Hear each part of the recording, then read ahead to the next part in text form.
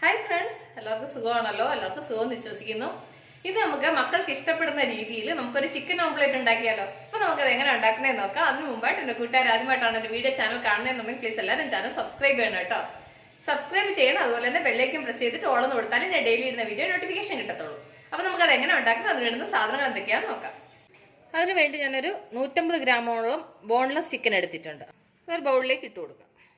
എന്നിട്ട് ഇതിലേക്ക് ഒരു 1/2 ടീസ്പൂൺ ഇഞ്ചി വെളുത്തുള്ളി പേസ്റ്റ്, ഒരു നുള്ളു മഞ്ഞൾപ്പൊടി, 1/2 ടീസ്പൂൺ മുളക് പൊടി, 1/2 ടീസ്പൂൺ മല്ലിപ്പൊടി, 1/4 ടീസ്പൂൺ ഗരം മസാല, ആവശ്യത്തിന് ഉപ്പ്. ഇത് ഇത്രയും കൂടെ നന്നായിട്ട് മിക്സ് ചെയ്യാം. അപ്പോൾ നന്നായിട്ട് മിക്സ് ചെയ്ത് ഒരു 10 മിനിറ്റ് ഇത് ഇവിടെ ഇരിക്കട്ടെ. അപ്പോൾ ഒരു 10 മിനിറ്റ് കഴിഞ്ഞു, കണ്ടില്ലേ? അപ്പോൾ മസാലയൊക്കെ നന്നായിട്ട് പിടിച്ചിട്ടുണ്ട്. ഇനി നമുക്കിത് ഫ്രൈ ചെയ്യണം. അപ്പോൾ ഞാനിത് ഫ്രൈ ചെയ്യാൻ വേണ്ടിയിട്ട് സ്റ്റൗ കത്തിച്ച് പാനടപ്പേ വെക്കട്ടെ. അപ്പോൾ പാനടപ്പേ വെച്ചു. ഇതിലേക്ക് നമുക്ക് 1 ടേബിൾ സ്പൂൺ എണ്ണ ഒഴിച്ചു കൊടുക്കാം. ഒരുപാട് എണ്ണയുടെ ആവശ്യമില്ല കേട്ടോ. എന്നിട്ട് നമ്മൾ റെഡി ചെയ്ത ചിക്കൻ ഇതിലേക്ക് ഇട്ട് കൊടുക്കാം. പിന്നെ നിങ്ങൾ ചിക്കൻ എടുക്കുമ്പോൾ ഇതുപോലെ ബോൺലെസ് ചിക്കന് ചെറിയ പീസായിട്ട് കട്ട് ചെയ്യണം കേട്ടോ. ഒരുപാട് വലിയ പീസായിട്ട് കട്ട് ചെയ്യില്ല. ഇനി നമുക്കിത് നന്നായിട്ടൊന്ന് ഫ്രൈ ചെയ്തെടുക്കാം. ഇടയ്ക്കൊന്ന് ഇളക്കി കൊടുത്ത് ഒന്ന് ഫ്രൈ ചെയ്തെടുക്കണം കേട്ടോ. അപ്പോൾ നന്നായിട്ടൊന്ന് ഫ്രൈ ആവും. നമുക്കിതൊന്ന് അടച്ചു വെക്കാം. അടച്ചു വെച്ചിട്ട് ഫ്രൈ ചെയ്യും. അപ്പോൾ ആവിയിൽ നന്നായിട്ട് ചിക്കൻ വേവുകയും ചെയ്യും. ഇടയ്ക്കിടയ്ക്ക് ഇത് തുറന്നൊന്ന് ഇളക്കി കൊടുക്കണം കേട്ടോ.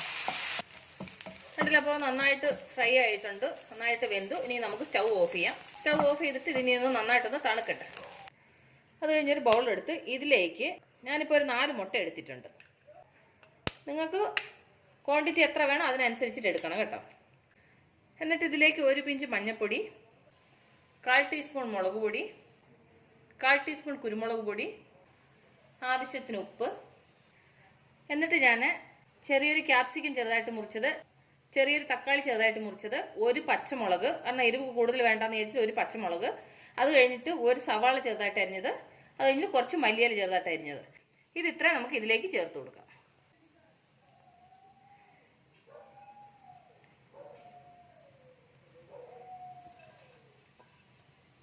എന്നിട്ട് ഇതിലേക്ക് നമ്മൾ അന്നേരം ഫ്രൈ ചെയ്ത ചിക്കൻ ഉണ്ടല്ലോ, അത് ഇതുപോലെ ചെറുതായിട്ട് ഇങ്ങനെ ഒന്ന് പൊടിച്ചിട്ട് അതിലേക്ക് ചേർക്കണം. അപ്പോൾ ഞാനിത് നന്നായിട്ടൊന്ന് പൊടിച്ചെടുക്കട്ടെ. എന്നിട്ട് ഇതിലേക്ക് ഇട്ട് കൊടുക്കും. ഇനി ഇത് നന്നായിട്ട് മിക്സ് ചെയ്യണം. കണ്ടില്ലേ? അപ്പോൾ നന്നായിട്ട് മിക്സ് ചെയ്തു. ഇനി നമുക്ക് ഇത് കുറേശ്ശെ പാനിൽ ഒഴിച്ചിട്ട് ഓംപ്ലേറ്റ് മാതിരി ചുട്ടെടുക്കാം കേട്ടോ. അപ്പോൾ ഞാൻ സ്റ്റൗ കത്തിച്ച് പാനടപ്പേ വെക്കട്ടെ. കണ്ടല്ലോ? അപ്പം പാൻ നന്നായി ചൂടായി. ഇതിലേക്ക് നമുക്ക് സ്വല്പം എണ്ണ ഒഴിച്ചു കൊടുക്കാം. എന്നിട്ട് നമുക്ക് റെഡി ചെയ്തത് ഇതിലേക്ക് ഒഴിച്ചു കൊടുക്കാം.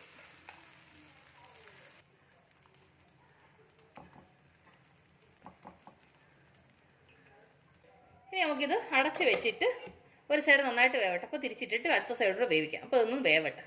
അപ്പോൾ ഒരു സൈഡ് വെന്തോ നോക്കാം. ഇതൊന്ന് തിരിച്ചിട്ട് കൊടുക്കും.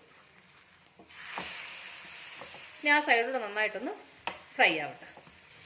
കണ്ടില്ലേ? അപ്പുറത്തെ സൈഡ് നന്നായിട്ട് ഫ്രൈ ആയിട്ടുണ്ട്. അപ്പോൾ എൻ്റെ കൂട്ടുകാർക്ക് ഞാൻ നിങ്ങളുമായിട്ട് ഷെയർ ചെയ്ത ഈ റെസിപ്പി നിങ്ങൾക്ക് എല്ലാവർക്കും ഇഷ്ടപ്പെട്ടാണെന്ന് വിശ്വസിക്കുന്നു. നിങ്ങളെല്ലാവരും ട്രൈ ചെയ്യണം കേട്ടോ. നിങ്ങളെല്ലാവരും ട്രൈ ചെയ്യണം. ട്രൈ ചെയ്ത് നിങ്ങൾക്ക് ഇഷ്ടപ്പെട്ടാൽ നിങ്ങളുടെ ഫ്രണ്ട്സിന് ഷെയർ ചെയ്യുക, ലൈക്ക് ചെയ്യുക, വാല്യുബിൾ കമൻറ്റ്സ് ഇടുക. അപ്പോൾ നാളെ നമ്മൾ രുചികരമായ പുതിയ വീഡിയോയും പുതിയ റെസിപ്പിയുമായിട്ട് നാളെ നമ്മൾ വീണ്ടും കാണും വരെ ടേക്ക് കെയർ. ബൈ.